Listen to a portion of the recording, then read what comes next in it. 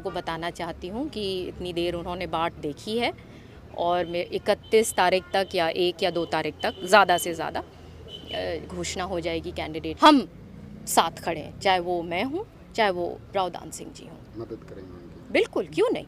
हमारे एमएलए हैं, हमारे नेता हैं हमारे पार्टी के, क्यों नहीं मदद करेंगे। नमस्कार, मैं हूं आपका दोस्त विनोद शर्मा और अगर बात करें भिवानी महेंद्रगढ़ लोकसभा क्षेत्र से तो कांग्रेस के उम्मीदवार का इंतजार उम्मीदवार के साथ साथ टिकटार्थियों के साथ साथ उनके कार्यकर्ता भी कर रहे हैं।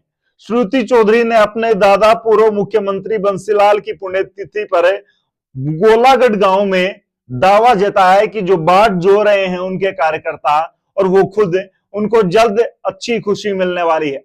टिकट का इंतजार खत्म होने वाला है।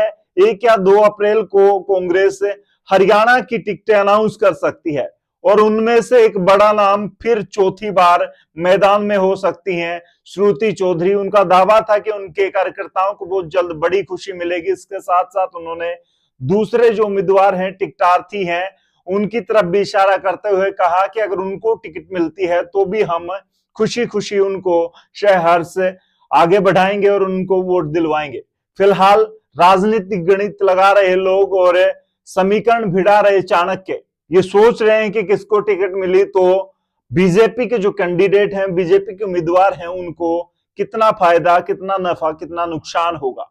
बहुत सारी बातें हैं जो कि एक विपक्षी दल बड़ा मजबूत है और कांग्रेस ही कहीं ना कहीं कहा जाए तो बीजेपी के बाद आता है जो टक्कर देता माना जा रहा है और बीजेपी की जीत को अंतर में बदल सकता है या बीजेपी की जीत के मायने बदल जाते हैं कांग्रेस के आने से।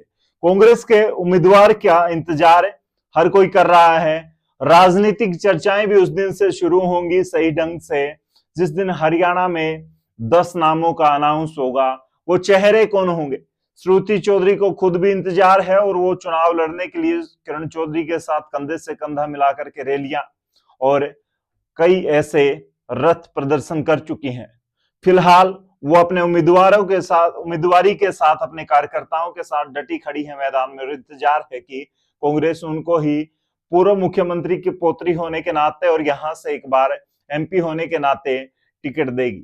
फिलहाल आप लोगों का क्या कुछ कहना और श्रुति चौधरी का क्या कुछ कहना है वो फिलहाल आपको वीडियो में सुनाई देगा आने वाले अगले सीन में। और फिलहाल कमेंट में अपनी राय जरूर दें कि श्रुति चौधरी को टिकट मिली तो कितना यहाँ पे मार्जिन रहेगा कांग्रेस का, जीत सकते हैं या नहीं जीत सकते, और अगर राव दान सिंह को मिली तो फिर कितना जीत हार जीत का दायरा आपको नजर आता है। बीजेपी तो सारे कांग्रेस के लोग उधार लेके खुद ही चल रहे हैं। इनके पास कौन से कैंडिडेट्स हैं और किसी को 1 घंटा पहले ज्वाइन करा रहे हैं, किसी को 2 घंटे पहले ज्वाइन करा रहे हैं। तो ये तो अपनी खुद की बेबसी और व्यवस्था को बयान कर रहे हैं। कांग्रेस में तो होड़ लगी हुई है टिकट लेने के लिए और कांग्रेस एक, जैसे मैंने कहा, विचारधारा है और बेशक कांग्रेस सत्ता में ना हो लेकिन वो विचारधारा की बहुत ज़बरदस्त रूट्स हैं और आप देखिएगा किस तरीके से कांग्रेस वापस आएगी हरियाणा में। की राजनीति में बड़ा उलटफेर हुआ, सीएम को बदल दिया गया, पूरा मंत्रिमंडल चेंज कर दिया गया। क्या मानते हैं इसके पीछे वोटों की राजनीति या मनोहर लाल का फेलियर रहा? दोनों बात।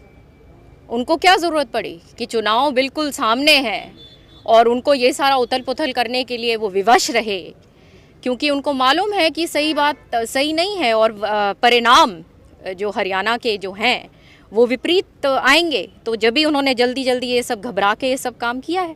तो हिसार में भी काफ़ी उलटफेर हुआ है। कुलदीप बिश्नोई की टिकट काटी गई, कैप्टन की काटी गई है, अब कुरुक्षेत्र के लिए नवीन जिंदल को ला गया।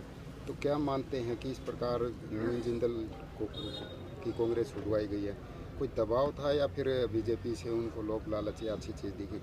मैं किसी व्यक्ति विशेष के ऊपर नहीं कुछ बोलूँगी, जो जानकारी मेरे पास नहीं है मैं वो क्या बोल सकती हूँ। लेकिन एक इनके बारे में जो कहावत है कि जो इनके पास जा रहे हैं कोई खुशी खुशी नहीं जा रहे, तो इसी से आप समझ लीजिए दबाव में जा रहे हैं।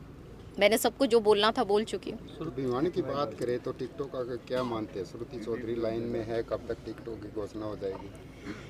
अब थोड़े दिन और की बात है और जैसे पार्टी के हर ये कोई इसी बार की बात नहीं है, एक प्रक्रिया होती है और वो प्रक्रिया जारी है और आपके सामने जल्द कैंडिडेट होगा और हम सब मजबूती के साथ कैंडिडेट के साथ लगेंगे। रावदान सिंह और श्रुति दो नाम सामने आ रही हैं अब तक फिलहाल, तो कौन मजबूत पड़ेगा, क्या लगता है आपको? जैसे मैंने कहा कि पार्टी की प्रक्रिया जारी है और किसी को भी चुनाव लड़ने का मौका मिलता है, हम साथ खड़े हैं, चाहे वो मैं हूँ चाहे वो रावदान सिंह जी हों। मदद करेंगे उनकी? बिल्कुल, क्यों नहीं।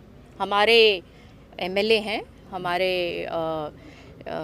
नेता हैं हमारे पार्टी के, क्यों नहीं मदद करेंगे। कुलदीप बिश्नोई काफ़ी नाराज दिख रहे हैं, कांग्रेस छोड़कर बीजेपी में गए थे, क्या उनको मनाने की या कांग्रेस में लाने की पहल की जाएगी कांग्रेस पार्टी की तरफ से? अब ये सब तो जो लीडरशिप जाने, हमारा यहाँ पे काम है चुनाव की तैयारी करना और जैसे आप देख रहे हैं कि सारे के सारे लोग बाट देख रहे हैं टिकट के लिए और जल्द से जल्द मैं लोगों को बताना चाहती हूँ कि इतनी देर उन्होंने बाट देखी है और 31 तारीख तक या 1 या 2 तारीख तक ज़्यादा से ज़्यादा घोषणा हो जाएगी कैंडिडेट की और फिर सारे की सारे हम लग जाएंगे कांग्रेस पार्टी के लिए। क्या प्रियंका गांधी हरियाणा के दौरे पर हैं, चर्चाएं चल रही हैं, कब आएंगी? आ सकते हैं, क्यों नहीं।